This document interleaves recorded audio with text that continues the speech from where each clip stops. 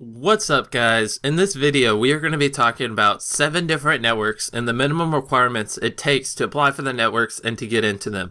Now, there are a lot more than these networks. I'll go ahead and mention the ones I'm going to talk about. I'm going to be talking about Machinima, RPM, Maker, Union for Gamers, Yaush, TGN, and 8byte.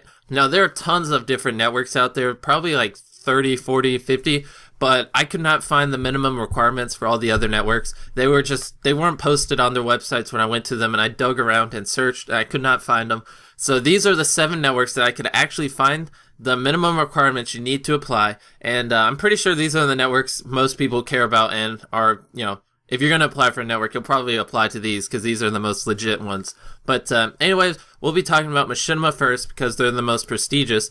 And to apply for Machinima, you need 100,000 total video views. Between all your videos, 100,000 views. You have to upload frequently, and you have to be at least 18 years old, unless you have a parent that can sign your contract. So that's the requirements for Machinima. And they require the most out of people, and it's obvious because they have they're the biggest network, so obviously they're going to require the most.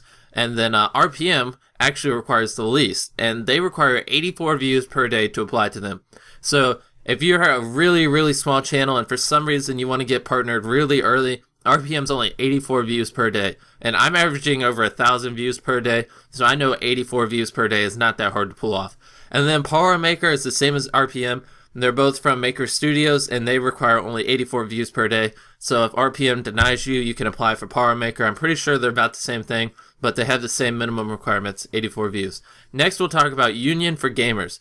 Now, they require actually 1,000 subscribers. Now, I don't even have 1,000 subscribers, so that's a pretty big, minimum requirement. And you have to average 8,000 views per month. So the views isn't too hard, but to have 1,000 subs, that's pretty hard. So obviously Union for Gamers is one of those networks you would apply to after your first year contract ended with a different network. Because, generally you're going to get a partnership before you have 1,000 subs. So that's Union for Gamers. They're part of Curse Network. And then Yaush is the next one we'll talk about. They require 1,500 subscribers and 75,000 total video views. And so they're also like Union for Gamers. You typically apply for RPM or something with low requirements, wait out your first year with them, and then when your first year contract is over, you'd go to a bigger network like Yaush or Union for Gamers or even Machinima if you wanted to, have bragging rights and feel all prestigious and stuff like that. Now, TGN only requires 500 views, which I have twice that many views per day. But TGN requires 500 daily views, so if you're kind of a medium-sized channel, you can apply to them.